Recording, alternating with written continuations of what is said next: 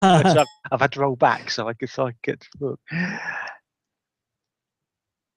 Luckily I've got other accounts available. Yeah. Other versions of Windows of Microsoft Office may be available. although not on my Surface. So yeah, I just couldn't get the link. Sorry, Skype for Business to install. Just kept telling me it can't install alongside an older version of Office. Yeah, I've just discovered a reason I'm going to have to keep Windows 8 on one of my machines at the moment, because apparently Windows 10 doesn't like deploying to old Pocket PCs.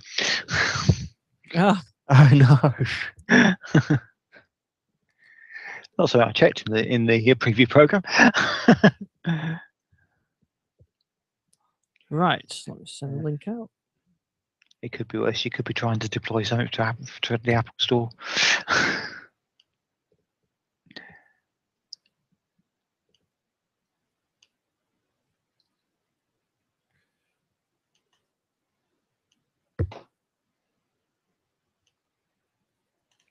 Right, everything is going through there. Live streams on. Send the link out. So, Jason and Gary, good evening. Good evening. Good evening.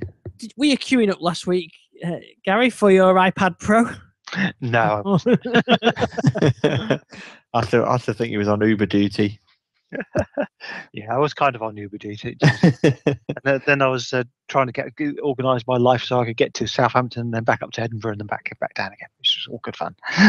Oh, nice! I did have fun doing a good talk in Southampton to the Dev South Coast guys, which was really good fun talking to Xamarin and stuff, and playing around with the. I mentioned that Myo gesture control. Yeah. I did actually try to use that for the first half of the presentation, which worked quite well. But then something was interfering with it, and I was getting a lot of false positives, which wasn't very, very useful. But generally, it seemed quite clever, quite good. The gesture recognition, when it was working, was fine. It was just a bit of Bluetooth interference, I think. That's always the thing, isn't it? You try it in your own environment, and everything is fine, and then you actually then deploy it, and you always get something, don't you? Yeah, you do, but I think it might have been because I was trying to use it with parallels as well to do the presentation on the MacBook, because I was showing some Xamarin stuff off. So I think that also complicated things as well, sort of going down into the VM as well. So anyway, but it generally went well, and I managed to keep talking for an hour and a half. I don't know quite how I managed that. Plenty of practice on here. Yes, that's what it is. Yes, I hope you said towards the end of the presentation, I'm sorry, I'm running short on time, so. Yeah. Well, Apple's keynote was about 4 hours, wasn't it? Yeah, it certainly went on. Yeah. So maybe Microsoft's on the October 6th on that. Maybe that'll be a good couple of hours, I would have thought. Yeah. Or they might not do. They might compress it into a snappy 1 hour. Yeah, it does take a long time to reinvent creation of media. Yeah. Reinvent the Lumia 2520. Yeah. Well, so we've got. We won't be here for an hour and a half, but we will probably be here for just about an hour. And we've got lots to talk about. We've got a new build of Windows 10, which we can talk about, and we can talk a bit more about Microsoft event coming up in a couple of weeks' time. We've got Groove now supports Sonos. Or it did already. It was kind of a bit strange, really. It was like announced as though it was new, but it's been there since July 23rd. But I guess it's out of beta now, isn't it? Yes, that's it. 27th. Yeah.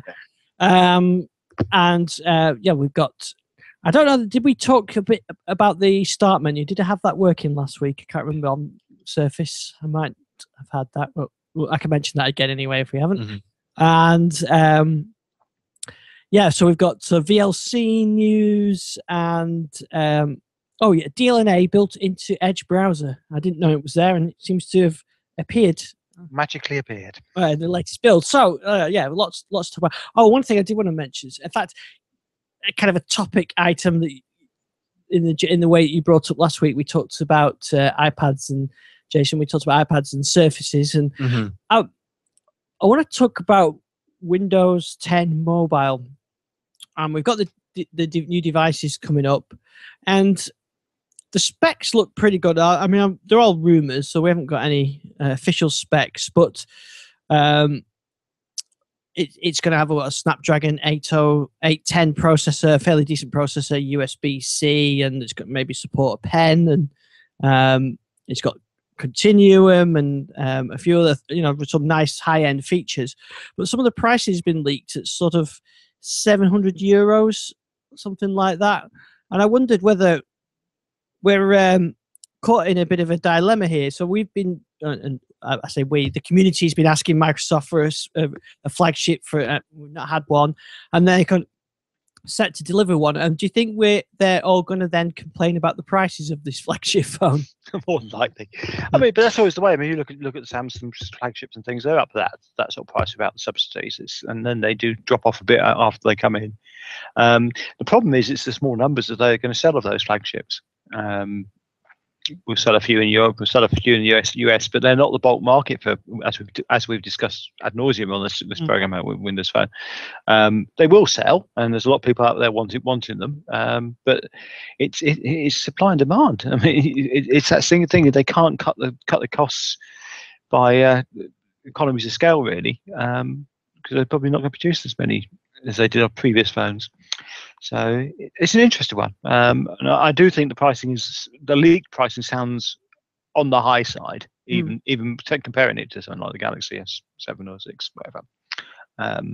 But that's what people have been crying out for.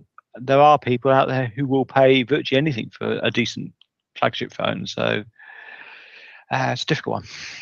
I think, I mean, particularly in the UK, it is mostly people that get their mobile phones through contracts, which are subsidized.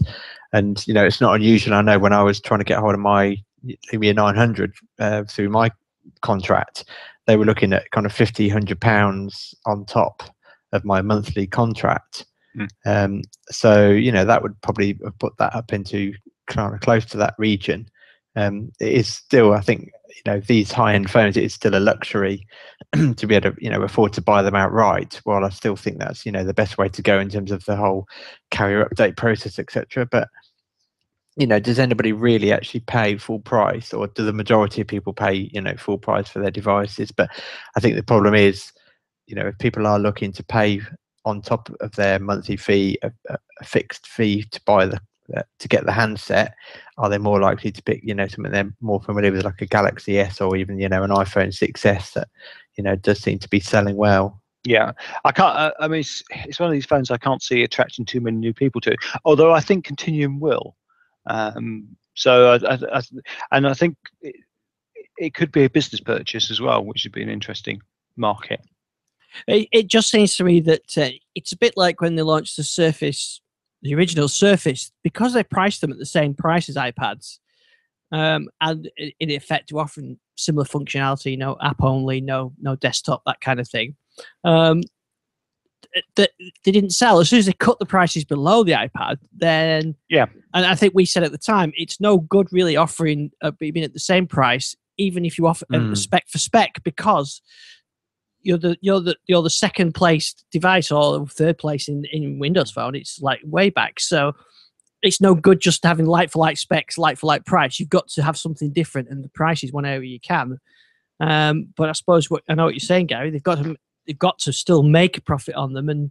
And but I'm looking at sort of someone like me who may be looking to get one off contract because I've got my Sims through work, and to spend £700, even if it's £600, it's a lot of money for a phone when you could get a Galaxy, probably I think it's the S6, isn't it now?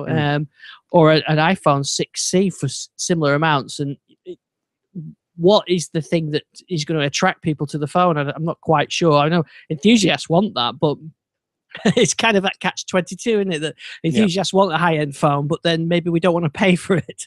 Yeah, absolutely. I think, ultimately these are supposed to be the flagship phones, aren't they? And as Gary says, one maybe not up in that price range. A brand new Galaxy or a brand new iPhone is going to cost you somewhere near that. And ultimately, you only need to look at the volume of sales of Windows phones. The flagship phones isn't going to be the volume sales. It's going to be, potentially, I would imagine there'll be a a 650 XL, sorry, 650 and a 650 XL maybe. You know, Microsoft already said they're going to do a high-end flagship, you know, business phone, which I think the Lumia 950 is supposed to be. Then you'll have kind of a mid-range and then a low end. So I think, like you say, these aren't necessarily going to sell a lot, but they're more for the enthusiast market. I think in some ways almost to kind of keep us quiet and have something that, you know, we're going to shout about. I mean, the other thing is if these are Continuum phones, will they come with a dock and all that sort of stuff as part of the package, which then makes that price slightly more justifiable? Yeah, maybe. Yeah, I mean, from my point of view, I've been using the 1520 from last year now, and you know, it's working really well. And to pay £600 just seems an awful lot of money when you could get a Surface 3 for that with a keyboard and everything else. You know, I always find it very hard to justify phone prices to myself. But then when you look at, say, I think the 1520 cost me 350, something like that. And that isn't just in a price range that I would be okay with. But if it's 600, that just seems, you know, it's stretching it a bit. And I think I'd probably just keep 1520. I mean, on the one hand, you know, mobile phones have always been expensive when you compare them to, you know, a PC or a tablet. But I'm just trying to think back. I mean, I think I paid about $550 for my Lumia 930 on the day it was released. And that was, you know, a flagship phone at the time, and without, you know, a massive screen. So I don't think necessarily. I mean, obviously, you know, I'd hope the UK pound rate would be cheaper than the euro based on conversion. So I don't think it's going to be that much different from the 930 ultimately. I mean, I think there's a new Nexus. There's a Google have got a Nexus event coming, and the Nexus used to be really good value for the. I mean, that's why I got the Nexus 5 back a few years ago when I got that, because they were sort of flagship price devices for lower than the sort of the Samsungs and the iPhones at the time. I think the Nexus 6 was more expensive. So we're interested to see what Google announce. I think it's next week, or maybe later on this week that they're announcing those. So it will be have the opportunity to compare them. But yeah, it does make it's a very difficult decision for an enthusiast to think, do I spend 600 quid on a 950, or do I spend 600 quid on an iPhone or a Samsung or whatever? And then considering the disadvantages that the platform has, you know, you have to be really enthusiastic to spend 600 quid on a Windows phone, I think, really at the moment, unless the apps start to come in. Yeah, I think also it is a difficult choice. I mean, you know, with the latest iOS update, the iPhone 6 S is going to have these kind of living images, which, you know, as we all know, the Lumias have had for a long time. You know, there's just such a simple Galaxy wireless charging advert on the telly. You know, it's again, you know, why didn't, you know, the Lumias have that kind of advert? I mean, we had wireless charging like 2 years ago, even more perhaps. So it's just, I think, you know, it's a shame that we've had all those high-end features and they're just not marketed very well. But having said that, you know, the low-end phones are, you know, they do sell really well. I mean, you know, I see phones all over the place that are Windows phones. Yeah, I do. Yeah. Particularly, you know, the lower end ones. So, you know, I know, you know, people in the US tend to write off Windows Phone as a failure, and I'm sure over there it is, and globally it is. But there are pockets where it's really successful. You know, UK, it's, you know, almost, it's what, about double-digit market share. And you know, you do see them. I used to see them on the tube all the time. I see them at work all the time. You know, as I mentioned before, my father-in-law, you know, he bought a Windows Phone, didn't get any advice or ask for me. He just went into a mobile phone store, and that's what he walked out with. So I think, you know, it is a success, but you know, it's like most things. If the apps you want aren't on there, then there is going to be something better. Yeah, it's kind of a crossroads, I think, this device. I mean,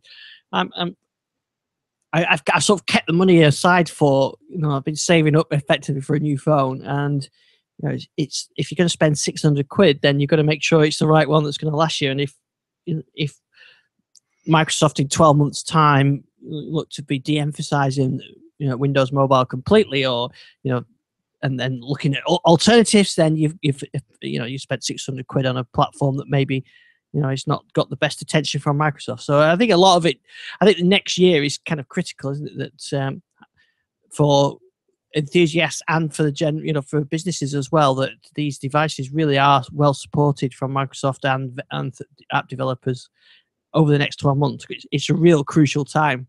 Yeah, it is. I think that, and I keep mentioning Continuum, but I really do think that's make or break. I think if that works, then you're going to see an awful lot of business take up of these phones. Well, I unfortunately won't be getting a Lumia 950 because I've been told by my wife that she's not having my hand-me-downs anymore. Oh, if there's a new Lumia coming out, she's having it apparently. well, that's good in one way, I guess. Well, there is a 550 on its way, isn't there? Yeah. Which actually looks quite for a budget phone. Looks enough a nice phone from all the things I'm reading about it. So, I've certainly been happy with my more budget Lumia over the top of the range one. I think that's probably where I'll be looking again. But obviously, I am taking the continuing thing. So I don't know how low down the food chain that's going to be. Probably not in the base model. Will it make the mid model? That's a good question in its own right. I mean, certainly, for continue to work, Miracast certainly needs to improve on the reliability, and certainly from the phone side of it, actually, my 1520 Miracast works most of the time with the Xbox and all the time with the Roku stick, but Miracasting from a Surface Pro 3 just never works. It doesn't work on the Roku, it doesn't work on the Xbox. It's every so often you might get it to work once or twice, but it's a real disaster compared to how well it works on the phone. Yeah, I must admit, I've really not played around with it that much. I kind of gave it a bit of go in the early days, but as I said before, I'm kind of disappointed with the way Miracast works, so I don't really see much of a use for it, in terms of my requirements. Yeah, but that's what I think the Continuum is going to use Miracast, isn't it, to send the screen to a device. I mean, you can use HDMI and things like that, but I think that Miracast is one of the technologies used in Continuum. Yes, yeah. So anyway, I'll be interested to hear what anybody else thinks about that. As an enthusiast for Windows Phone, do you save up for the flagship device? Do you go for a mid-tier device, or are you thinking that you just need to move on elsewhere? And if you do move on elsewhere, where do you go? That's the one thing. Microsoft do support Android very well, actually. So yes, they certainly do. In fact, by far the best Android app that I use, because I've still got my Nexus 5 and the battery's sort of gone on it now, so I only use it really for testing stuff. But by far the best app, I think, is the Outlook app. And I use that for all email on Android. It's better than the Gmail app. So it just shows you, Microsoft can do excellent mobile apps because it's there. In fact, I think the Outlook app is probably better than the one on Windows Phone. But I think that's the Accompli app, isn't it? Yeah. Which they said they were going to build into the Windows one, and part of the new Windows 10 app was supposedly to take some of that stuff in, but. Often it's more difficult taking a code base from one code base to another than you might think. Yeah. Now, just to talk mobile then, Windows 10 mobile, we've not had a new build since we recorded last week. Actually, I found the build pretty much stable in the interim period since last week's show. We have been using it.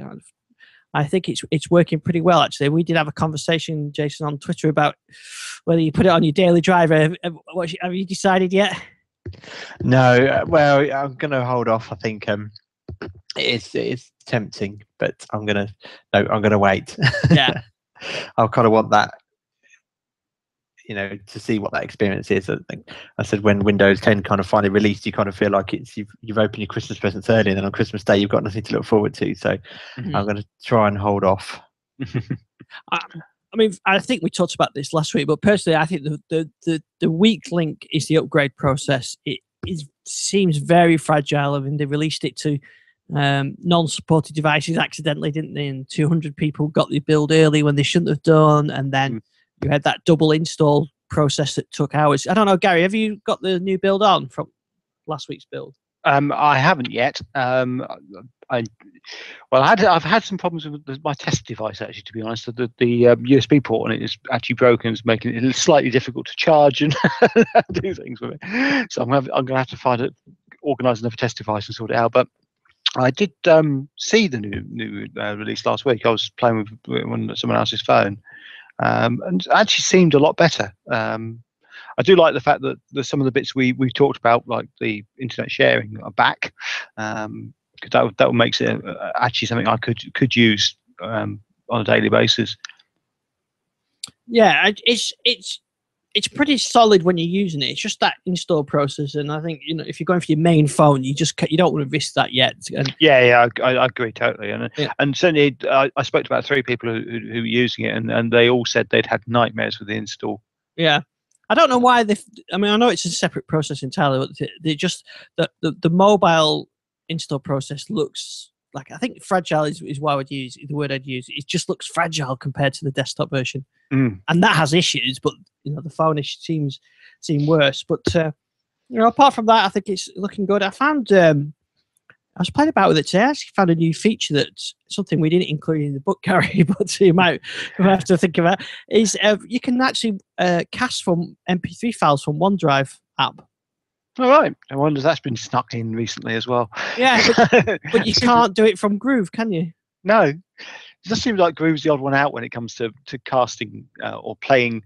Cast 2 is the new Play 2, yeah. And we keep remembering, which is basically UPnP, DLNA sending of music to. Because one of the things we did notice when we were doing the book is if you've got your own music on your phone or on OneDrive, to actually cast that or Play 2 DLNA to another device, you've actually got to use a third-party app. On Windows Phone, you can use the Lumia Play 2, but that's now gone.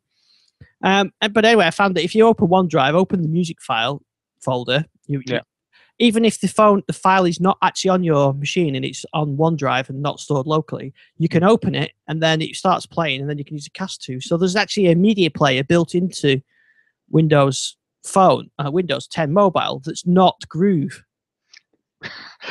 It's Windows Media Player all over again. So simple. Yeah. So that app plays the file, and then it's got the little Play 2 icon or the Cast 2 like the Movies app does. But then if you open the same file in Groove, there is no icon. Yeah. I'm sure they'll get that right eventually. Yeah, I'm sure they will. It does give us something to replace Lumia Play 2 with, though. So yeah. Anyway, so mobile, we've not had a build this week, but I do feel like it's getting better. I just think they're going to struggle with the upgrade process. And I mean, theoretically, it should be easier to control because there's less devices, isn't there? And less combination of hardware. But I still think that's going to be an issue for them. With phones, though, I think it's more critical that you don't brick someone's device. I think because it is easy to do, isn't it? Than with the PC, I've seen installations fail and roll back, but with the phone, it's kind of you could end up in that sort of boot cycle and then you've got carriers to add in that equation. God knows what happens. Yeah, I mean it's interesting. They've pretty much said it's only going to go out to a limited number of devices early on. I think it's like the 930. I think the Icon. I think was it the 640. Yeah, certainly going to be a limited subset. Yeah, and as you say, when it's rolling out, the upgrade process has got to be clean. People don't necessarily want to do a hard reset on their phone, and not to mention the fact that while they're not necessarily massive in terms of units sold, they haven't released any beta of Windows 10 Mobile for non-Lumia devices. Yes, I've got an 8X sat here doing absolutely nothing. Yeah, so that's a big potential hole. Are they going to announce that those devices aren't getting it? Is it that the OEMs aren't interested in supporting that upgrade process? I know Microsoft announced their own Lumia device is going to be supported. I think it was for 18 months, wasn't it? That was when Windows 10 Mobile was originally announced, which is it's actually quite some time ago now, isn't it? It was 8 months ago. Yes, I think so. Yeah. Was it actually, or was it even earlier than that? Actually, it might have been back into last year. It's only going on for almost a year, isn't it? So yeah, and it is. I wonder if it is telling without wanting to do scaremongering or. But it's interesting how they're not talking about dates. I mean, suspicion is that on October 6th, when they announce all these new devices, that they'll also announce the availability of Windows 10 Mobile, maybe even Threshold 2 for Windows 10 for desktops. But we don't have any indication of timelines now. Maybe they announced the July 29th because some of the OEMs let it slip and kind of forced their hand. But it would be nice to have some kind of timeline. Yeah, I've got a feeling that that when you play with the OS, it does feel like it's probably done enough. It's whether the apps are ready, I think, which is a bit like with Windows 10 for the desktop, isn't it? That it was the apps really that needed the work, like the Mail app and things like that. So. Some would say still do. Yes, definitely. Yeah, in fact, we'll come back to that. But yeah. I mean, linked inboxes would be a massive loss for me. It's something that I use every day on my phone. Yeah, and there's no replacement for that. It's just. Well, I mean, I think the other thing is the navigation apps and things, and I mean, here Maps, here Drive, and that, which sort of work, but don't quite totally, and the navigation in the new Maps app doesn't work particularly well in Europe yet. I mean, there's a lot of stuff there which really needs to be there for day one. Actually, that's a good point, yeah. Otherwise, it's going to be a huge step back. I mean, that's actually one of the biggest selling points for Windows phone devices when I talk to people, is the fact that the Here Drive is so good. And now I assume Here will actually do a Windows 10 version, but obviously it's not part of the package anymore. No, and of course they're now owned by BMW, isn't it? BMW, Mercedes, and was it Volkswagen? I'm trying to remember now. Was it? Don't make Volkswagen. Do we trust those maps? Are they adding extra miles to our journey? I do wonder. I suspect VW isn't going to be the last motor manufacturer that gets. No, I guess not. No, I think I wouldn't be surprised if a few come out of the woodwork. But anyway. But yeah, I mean, now that Here Drive isn't strictly owned by, even a software company anymore. I mean, Nokia obviously hung on to them. But, is there really any motivation for car manufacturers to make a version of Here Drive for Windows Phone? Yeah, it's a very good point. Yeah, sure. I'm just having a look. Yeah, just going to. So Here Drive is what I would turn to if I wanted to do navigation. I'm just going to. I've not really used the Maps app. Freudian slip. Yeah, which is what that guy did in the keynote, wasn't it? The Acer keynote. All right. Well, there you go. I'm glad I'm not relying on it totally because it's just crashed. I just tried it on the 630. I just don't put the directions in and it crashed. So yeah, that is a problem. If someone's relying on Here Drive and they get upgraded and then you've got a downgraded map experience, that's a problem, isn't it? Yeah. And at the moment, it's a very downgraded map experience in my mind. What about things like Copilot? Does that function? I'll try it. It should do, shouldn't it? But yeah. I know Navme are working on a Windows 10 version, which will be quite good. But it's got to be done. But I think these are app issues. So when the phones do get released, I'm sure they could ship with whatever version. They really want a core version of the OS that was available at the time that they have to start manufacturing these things, and then they can just ship incremental updates to it, and maybe a new, a finished build at some point. So my expectation is that the new devices will have some earlier build of Windows 10 Mobile on it, and then there'll be an upgrade for those for RTM, and then the other devices will get the RTM release at some point, but that's when the carriers get involved and it all becomes rather convoluted. Whereas I think if you're on the Insider program, you probably just get the update as you do now. Yeah, I tell you one thing that I do like in the in build 10547 of Windows 10 is they've reintroduced the option of having the 4 medium tiles per column. Yeah, when I first tried that, I thought, has that actually changed? And then I realised the reason I didn't think it had changed was I was comparing it back to Windows 8 and how my desktop suddenly looked the same as it used to do. Well, that's the next story I was going to go on to, actually. That so 10547 was released to Windows Insiders last Friday. But they don't release builds on a Friday, Ian. Yeah, exactly. And I have to say, having issues with the previous builds, last couple of builds. This one does seem a lot better, and actually, like you said, introduced some new functionality. One of those being 4 columns in the start menu, which when you're in the start menu mode on a desktop, it doesn't really make too much difference. But when you're using the Encore tablet or a Link 7 tablet, it makes a huge difference and so much better. Yeah, it gets rid of all that horrible margin I've been complaining about for you. Yeah. The weird thing is for me, it's given me an option to reset. So our desktop PC that's always been upgraded right through the beta builds to the final one, when they originally tested 4 medium tiles and then decided to take it away, the only way to go back to 3 was to actually do a reset. But interesting enough, being able to toggle that on and off actually fixed it. So they've obviously gone back to reusing. Must have been a registry setting somewhere that tweaks it. So I was actually able to set my desktop PC back to 3 medium tiles again. Yeah. So I mean, it looks much better on a tablet, especially in landscape mode. Much better. There is a bug though I've noticed. If you're in landscape mode, portrait mode, and then you move into landscape mode, as I'm just doing on the video. It doesn't do it all the time, but when you get into landscape mode, the screen is squashed down, so it's like you've scrolled down with your finger. Yeah, so I saw that a couple of times. Yeah, and that doesn't always do it. So I'm sure they can fix that, but I think it's much better in desktop mode. It doesn't make too much difference, but in tablet, brilliant, much better.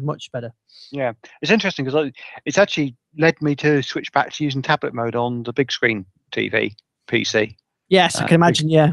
Because now it doesn't have those horrible margins. It actually looks like it's designed to fit on the screen. I know I've been on those. It just didn't look right. And and a number of graphic designers I spoke to said, "Whoever thought of that?"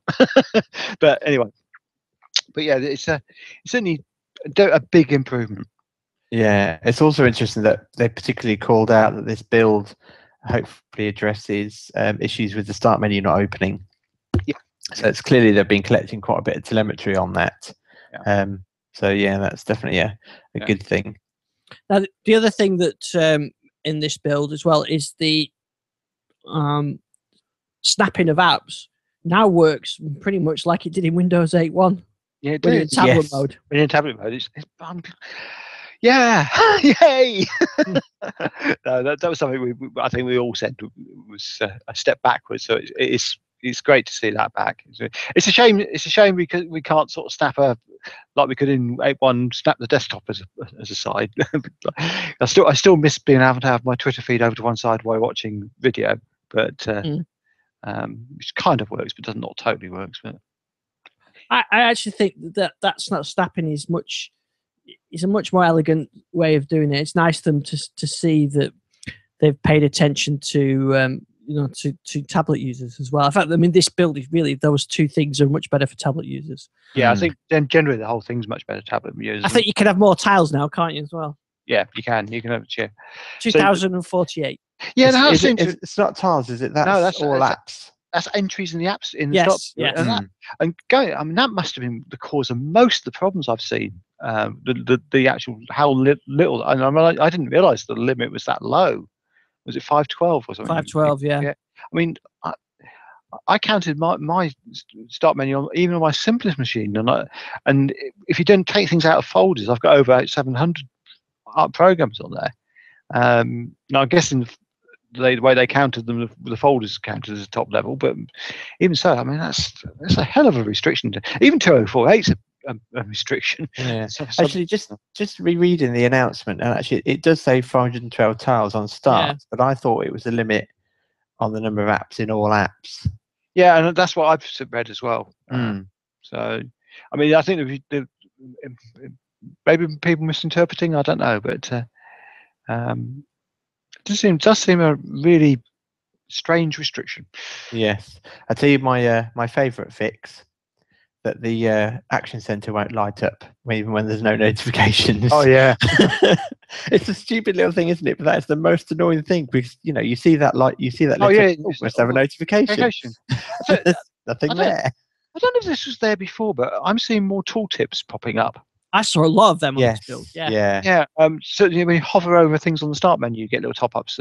I mean, what's weird is I'm doing it now. I've got three mail accounts, and then I've got the calendar next to them as large tiles. When I hover over the calendar, it says calendar. When I hover over the mails, I don't get anything. When I hover to Twitter, I don't get anything. If I hover over the weather, I get weather. But if I hover over the news, I don't get anything.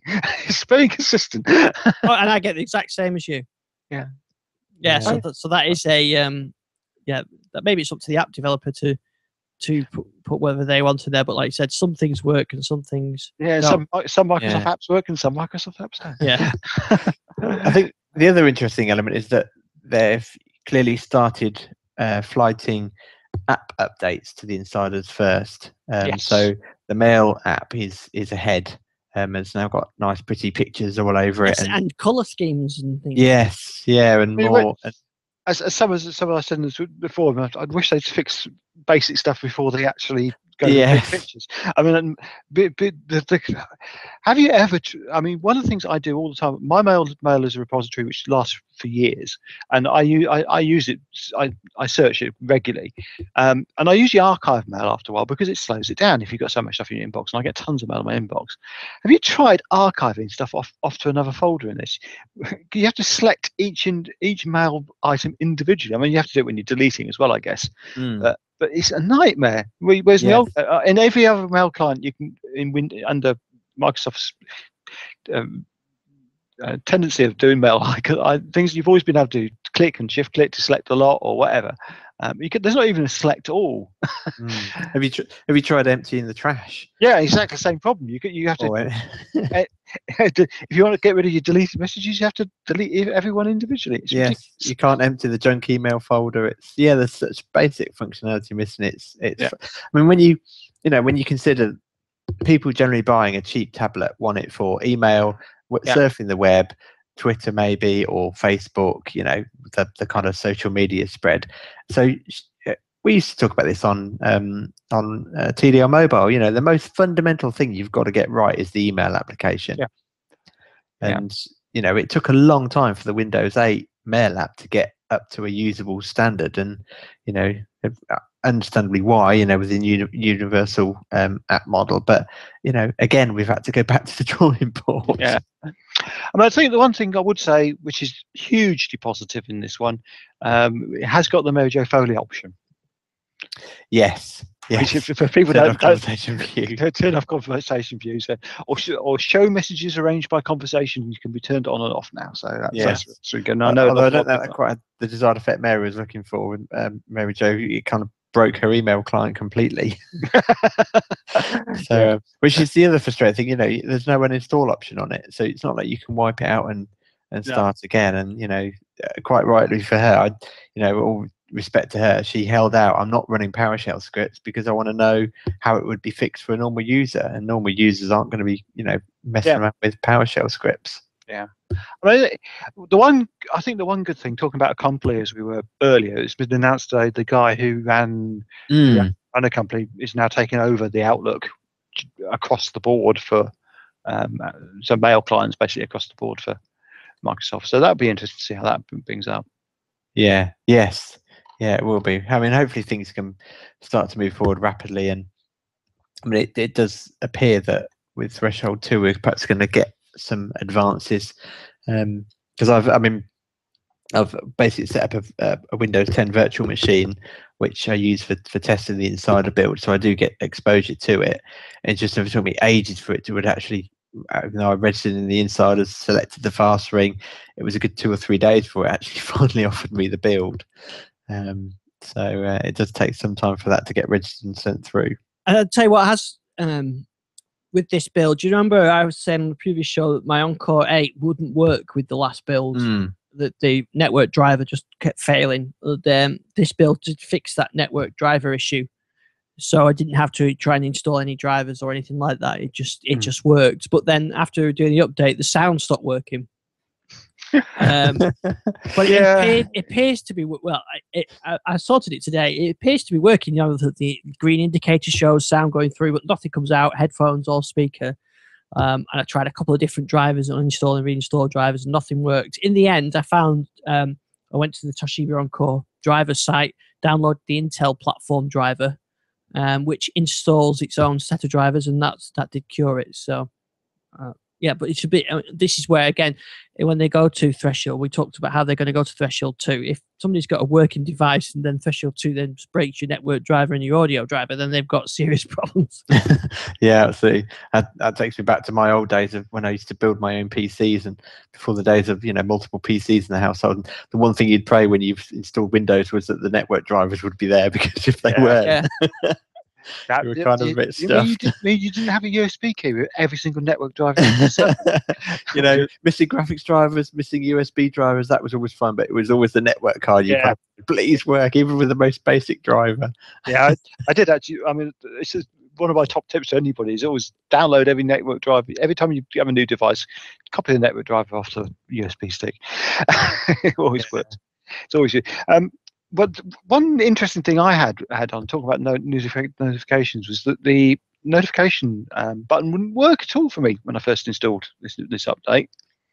But a reboot fixed it, and I think every time I've done one of these updates, I've had to do a reboot, and it's fixed it with something. I just don't know why they just don't put an extra reboot on the end. Yeah, in fact, I have had that many times. You generally, when it finishes, do a reboot. Turn it off and on again. But I just think that if somebody had a working device like an Encore 8, and they wouldn't necessarily know to go and get the Intel platform drivers, and to be honest, you'd be frustrated by then. You'd just roll it back, wouldn't you? So I mean, with the network driver, I had no alternative but to roll it back, because there was no solution. Yeah, there isn't. Yeah.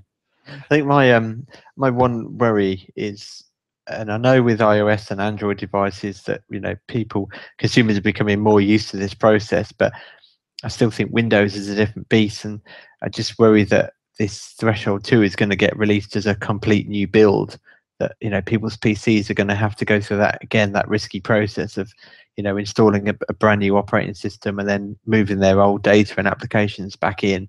I just, particularly when people have maybe only upgraded 2 months ago, or maybe for some even in the last week or 2 weeks, to suddenly have a whole new build foisted upon them. I'm not quite sure we're ready for that. No, it's going to be interesting.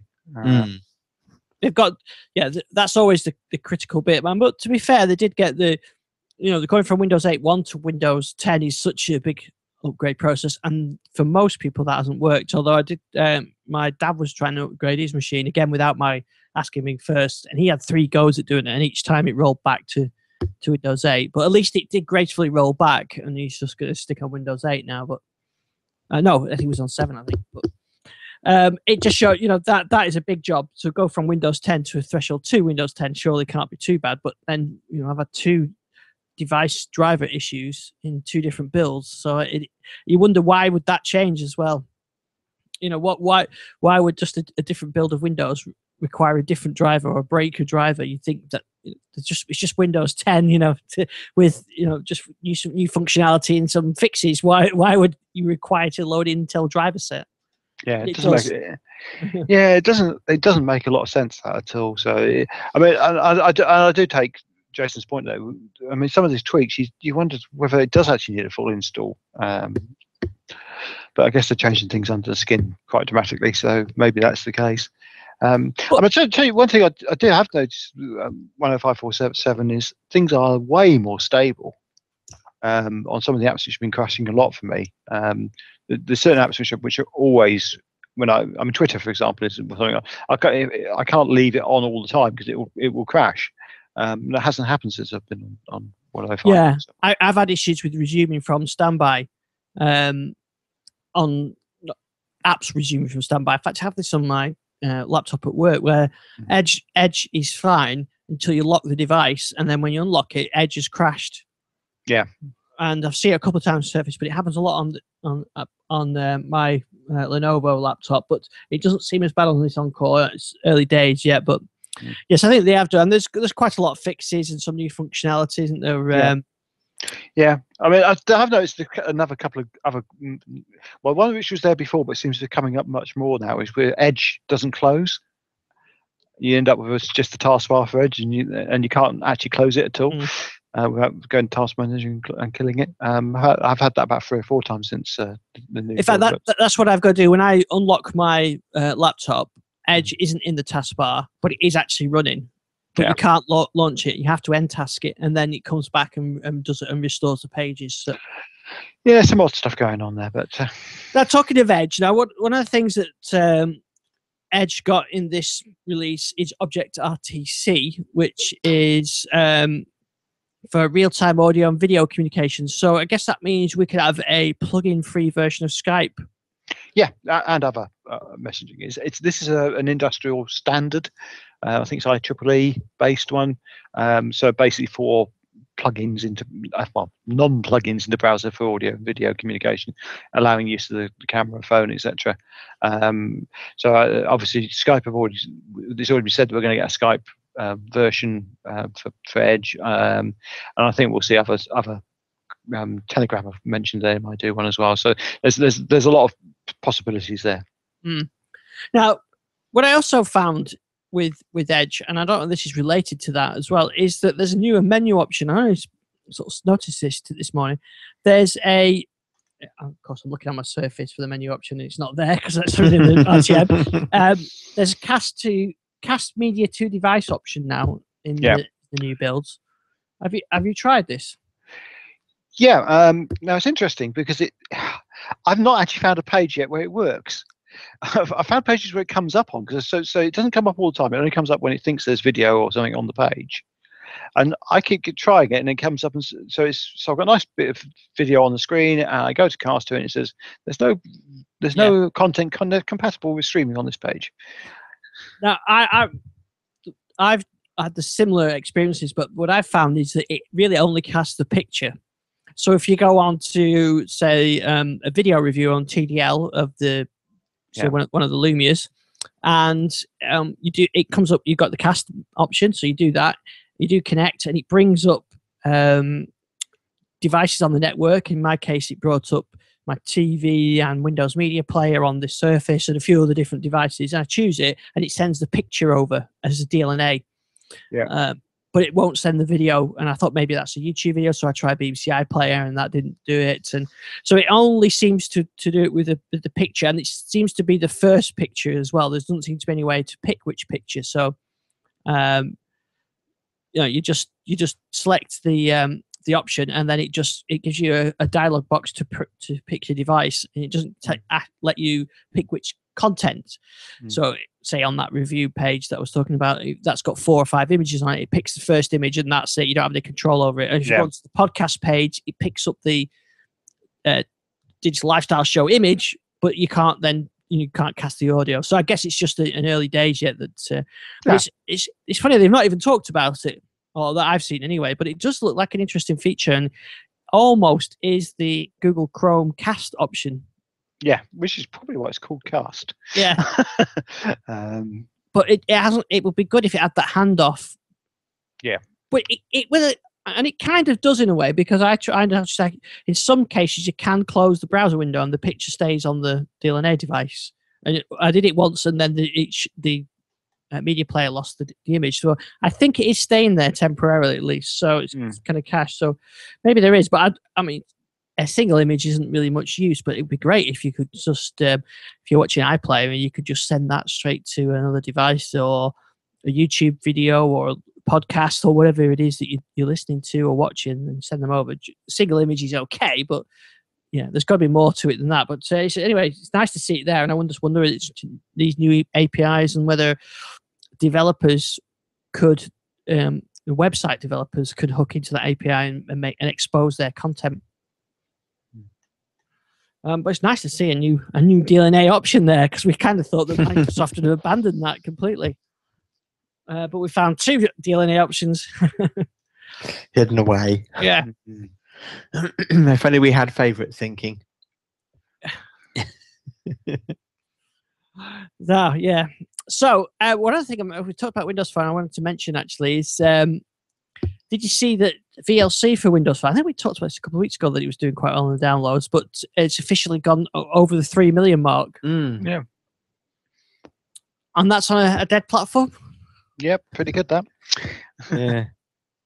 So it is, I'd be interested to see how many, compare that with the number of Android downloads of VLC. Maybe it's a lot more than that, but it just showed you really that if you write an app that somebody wants, then there are other people out there with it. Yeah, there's definitely a demand for VLC, isn't it? I know a lot of people kind of swear by it. If you're into playing lots of different media types, it's the app to go to, isn't it? Really?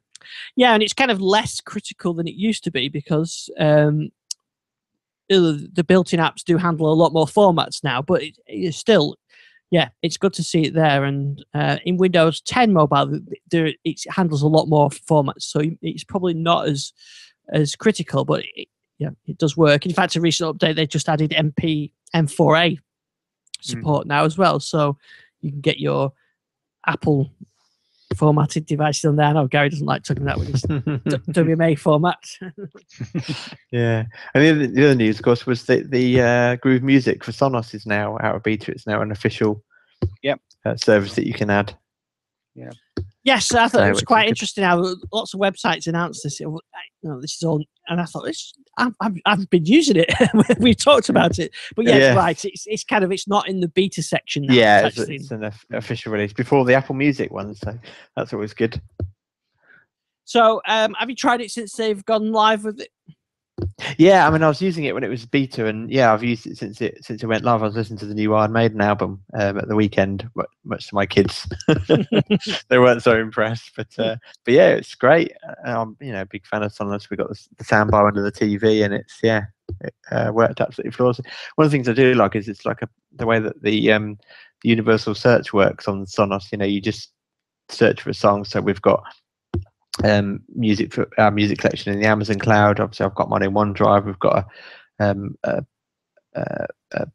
Groove Music Pass subscription, and also got local content. You just search for a song, and it just tells you all the places it's found it. Yeah, it works pretty well actually. You can mix and match your services and create playlists that use all the services. I haven't used it since it's gone live though from beta, because I did have that issue with a couple of songs where it would play them for a minute or so and then cut off, or maybe 2 minutes and cut off, but I don't know whether that's fixed now. Yeah, no, we haven't had any glitches with it whatsoever, and that's even with our slow broadband, so that's good to know. Yeah, you should have no problem at all. Yeah. So it works really well. So all we need now, come on, Sonos, just give us a universal app, please.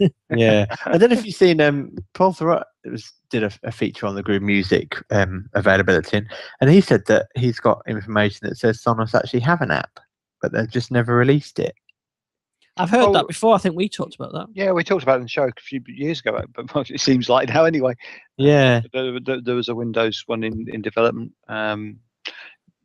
I've never got any confirmation or denial about that from anybody, but it seems likely that they did. Mm-hmm. They did have did have. I would prefer almost in some ways to see Sonos integration into the Groove app. It's just the controlling of it, though. It just I guess there is that. Yeah, you need that control stuff, which you're sat in your chair and you listen to music and you just pull your phone out to check, and it's real, when you've got the Phonos app, I know, but just a universal Sonos app would be so nice if you could just run it as an app in your tablet and your phone, and maybe that's why it's not been released, is because Microsoft have shown them, why don't you make a universal app, and maybe we'll see that soon. It just seems a bit of an anomaly that Groove is there as a service, but we haven't got an app to control it. Yeah. Yep. Obviously with there was the desktop version for Windows, but compared to the app, the store app, it's just so much better. Yeah, the desktop it does work fine on a desktop, but when you stick it on one of these small tablets, it's not very good, and it is frustrating. In fact, I've got a Nexus 7 tablet which I never use anymore, so I've just left it downstairs, sort of in case anybody wants to use it to control the music, really. And that's all it pretty much does. It's just frustrating, and you just want to get it on your phone. And I think they should. They really might. If they've got the Groove on there, come on, they can do it. Yeah, the fact they've obviously worked with Sonos to do that, so yeah, I wouldn't be surprised if it is coming. I was just looking on our Sonos app. I can see my wife's watching TV, and all I've got to do is click play on Iron Maiden. Yes, well, you do that. I've been listening to Dave Gilmour's new album, and I think that's going on my Sonos, which I got over the weekend. But yeah, and of course, it works really well with OneDrive as well. So I think the great thing is really that OneDrive and Groove actually work really well on multiple platforms now. So from that side, that's covered, and you've got the Sonos now, so that's covered. It's just that missing controller app, and I think that would sort of be the final piece that would make that really good for Windows users. Yeah, I think what the other thing is that for the cross-platform thing to work is there should be a movies and TV app for Android and iOS now, like Groove. Just the same way they've done it on cross-platform, because that's still the weak link. And if you buy something through movies and TV or film and TV, as it's called in the UK, you can only watch that on Windows. Whereas with Groove, you can get that everywhere. Yeah. Yes, yeah. I noticed actually, because I'm in the Xbox 360 preview program, and it's now, I think, I'm not sure if it's films and TV, but certainly it's movies, TV, and Groove Music now. So, they've even gone back and reworked those applications for the new branding. Yeah. So it's everywhere now, that, isn't it? Yeah. Actually, that reminds me. Yeah. Did you have you opted into the Xbox Xbox One new experience preview? Yes, I did. Yes, you did. Yeah, I know it's rolling out slowly. I just saw the list of issues and thought my kids would kill me if I. I mean, not that I'm likely to get picked early on, but even so, just that list of issues for a release that's due in November, it just looks a long list. Yeah, I mean, there was nothing on that list apart from the Forza 6 visual glitching issues that really bothered me too much. So I thought I'd do that. And it works very much like the fast and slow ring. There's three options: no updates at all, updates for the current dashboard, and then update for the next gen dashboard. And you could pick which one you wanted. So I was on the middle one already. Yeah. And so I just changed that to the new one, but I haven't seen it yet, and I haven't sent a lot of feedback. So I may be, further down the line anyway on that. But yeah, I'm looking forward to see that. I should mention as well on the Groove, one of the things that they've added on the phone version is the radio and explore features are now there, whereas before they used to just say coming soon. That they're now available.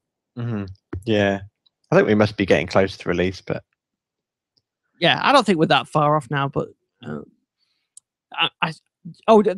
talking of that event, that's come. Did you see some of the leaked pictures? And we don't know whether these are really true or renders or whatever, but of the new band. Yeah. Yes. Yeah, I did see those. Yeah, I think that'll. I know Rita, and she just tested this out for Fascinating Tech.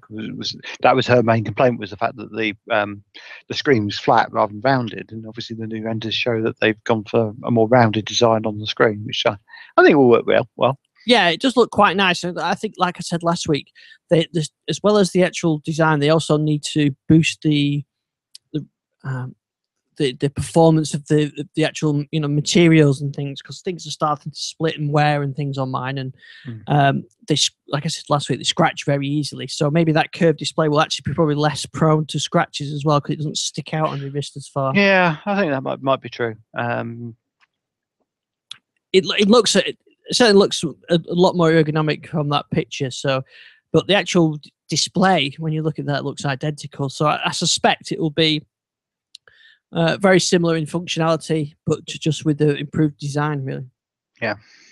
Maybe there'll be some changes to the hardware, but I mean, I think you asked me, Jason, last week, what would you change? And not a huge amount of things I would change on the band. I do like it. It's just, I think it wouldn't last. I don't know. You probably get another 6 months out of this one before it literally falls apart. So I think they need to improve that so that people can get 2 years out of it at least. I don't know, it's not a £600 device like an Apple Watch or whatever, but it's still, you're paying £150, £200. You want it to last.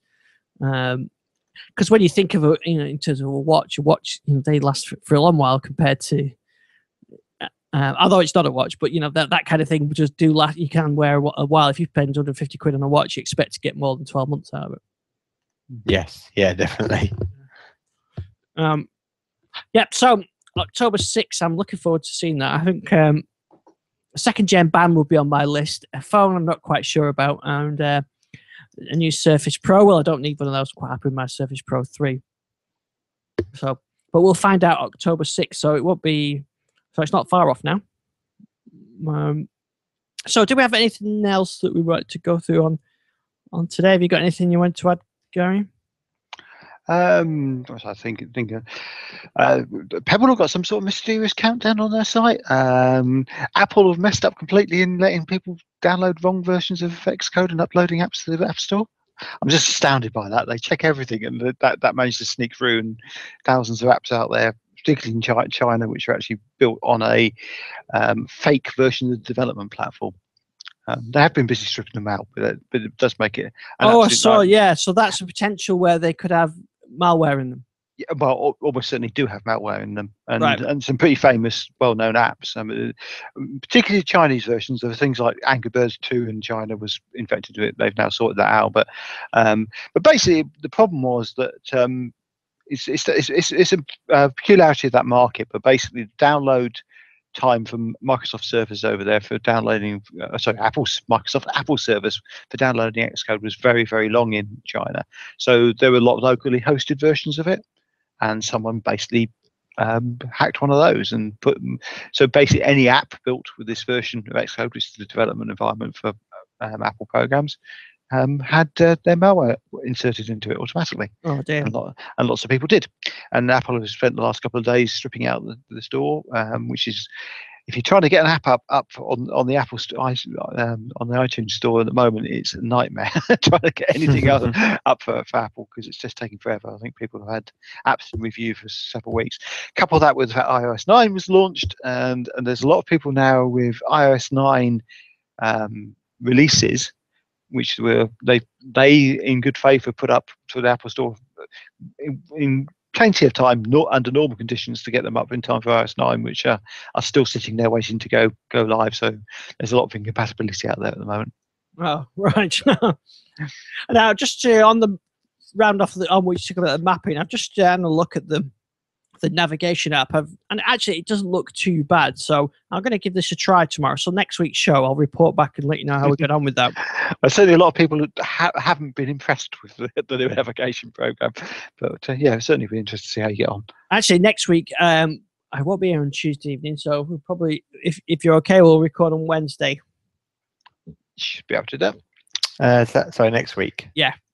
Yeah, that should be okay. I'm going to watch the screening of Roger Waters' film, the new Roger Waters film. All right, excellent. So I'll report back next week on SatNav, on the phone, and Roger Waters, and anything else that we can think about to talk about. We might have a new phone bill by then. Actually, one thing I just do want to mention very briefly, I'm on Home On this week. Oh, we saw you moonlighting, yeah. Did you read his own Richard Gunter home automation thing from the States? I'm putting a UK voice explaining how home automation differs over here. Certainly got a lot of interest, actually. A lot of Americans have been contacting me in the last few days and asked some questions, so it's certainly worth a listen. And Richard's done an amazing job of editing down a rambly talk for about an hour down to a few minutes to a concise program, but it's all certainly worth listening to. Oh, excellent. Yeah, I'll listen to that. Oh, and I should mention as well, I got my Bluetooth Spectrum from the Kickstarter thing. Oh, yes, yeah, I saw that, yes. And it's really good. It's really good, actually. It's got. I've recorded the video. I'm not edited yet, so I'll put that up. So it'll be up by next week. But it's got two modes. You can use it USB or Bluetooth. And in one mode, it emulates a Spectrum exactly. So if you use a Spectrum emulator on the recreated Spectrum website, or Android or the iOS app, it does exactly as Spectrum is. So you play the games. You can do Spectrum Basic, everything exactly as it was. But the other mode, it'll just work as a normal Bluetooth or USB keyboard. So you can use it for Windows. And it works surprisingly well with this Encore 8 as a little mobile keyboard. So I've been quite pleased with that. It's a great little keyboard. Yeah, so you can use it two ways, as a Spectrum or just as a keyboard. And it is very faithful reproduction of the original. I've got an original Spectrum here, and I think apart from it's new, you can't tell the difference. And if you did a blind test, you probably wouldn't be able to tell. So they've done a fantastic job on that. So hopefully I'll have the review up for that soon. But yeah, you just use it as a normal Bluetooth keyboard with your Windows tablet, and that's your a very portable little keyboard for your tablet. And bonus, you can use it as a Spectrum emulator as well. So very nice little device. It's about £80. They're available on sale now. So anyway, video for that in the show notes, but very nice little keyboard. I've been enjoying using that. Right, so that's it for this week. So I think we'll be back next Wednesday at 9 p.m. You can catch us on Twitter. Gary, what's your Twitter? I'm at Gary with 2 R's, WMA, as we often joke. And Jace, what's yours? At Database Jace. Excellent stuff. So we'll be back then, and we'll see you on the podcast and everywhere else. Take care. Cheerio. Excellent. Good.